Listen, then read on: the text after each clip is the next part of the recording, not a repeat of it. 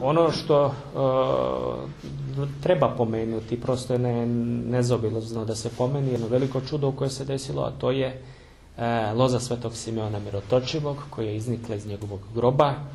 Naime, poznato nam je da je Stefan Nemanja, odlazeći sa vlasti, znači presto ostavio srednjem sinu, Stefanu Prvovenčanom, postaje monah, dobiše ime Simeon, i dok je on bio živ, braća su bila u miru, jer je ipak Stefan, to je Sveti Simeon, bio veliki autoritet u srpskom narodu.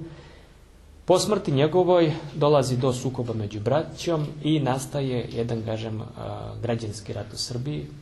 To je bilo veliko krvoproliće. Sveti Sava želi da izmiri svoju braću, da uzme mošti svoga oca, svetoga Simeona, da ih odnese u Srbiju, da izmiri braću. Međutim, nije naišao na razumevanje monaha manastira Hilandara. Za njih je Sveti Simeon bio osnivač obitelji, prvi svetac u obitelji od Boga proslavljeni, jer je poznato da iz njegovih moštiju isticalo sveto miro, a ne samo što je isticalo, što ga je Bog proslavio mirotočenjem, treba naglasiti da je to prvi mirotočivi monah na Svetoj gori. Na Svetoj gori, znači, nijedan pre toga nije bio mirotočivi monah. A nije dugo bio monah. Međutim, utvrđivo je, ujedinio je naš narod, učvršćivo je pravoslavnu veru, gradio je crkve, živio je zaista kao dobar hrišćanin i imao je snage na kraju da ostavi presto. Znate kako je teško nekome da ostavi vlast. Znači, i da dođe u manastir i da onaj koga su, znači, slušali, da on sad sluša kao monah.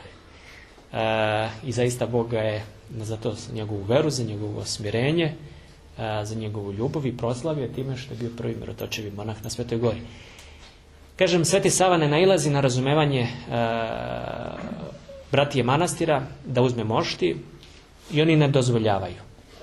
I te noći se, kaže, kako predanje govori, Sveti Simeon javio u viđenju igumanu i rekao mu da daju njegove mošti da Savi da nosi u Srbiji, a da će uzvrat iz groba iznići loza i dok ona bude rađala, monasi će imati njegov blagoslov.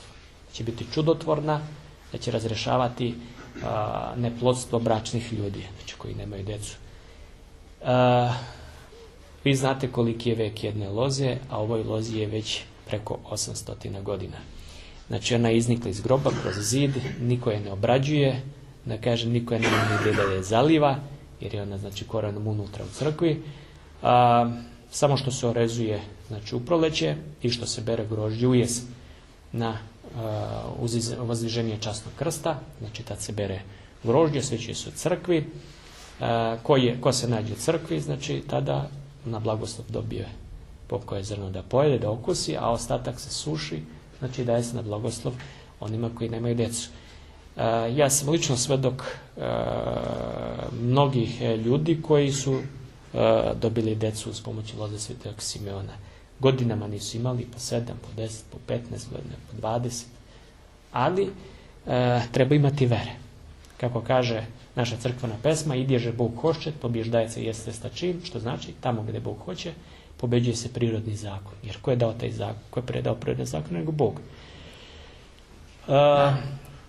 Nekad čovjek treba da se rodi po zakonu telesne nužnosti, a nekad treba da se rodi izmoljen od Boga. Nekad je potrebno da se projavi i naša vera. To je, kažem, teo sam da pomenem tu lozu, koja je za nas veoma značajna. Svaki monah se trudi, znači, na taj dan Vozvišenja časnog krsta obavezno da bude u manastiru, da bi okusio, da bi na taj način primio blagoslov Svetog Simeona, ktitora, osnivača ove svete obitelji. U manastiru se čuva i jedna bočica zapečaćena voskom sa mirom Svetog Simeona, koje se iznosi, znači bočica se iznosi na praznik Svetog Simeona, mirotočivog. Mošti je Sveti Sava odneo u Srbiju i izmirio svoju braću, zavađenu braću, unio je mir i mošti su znači završile u manastiru Studenica.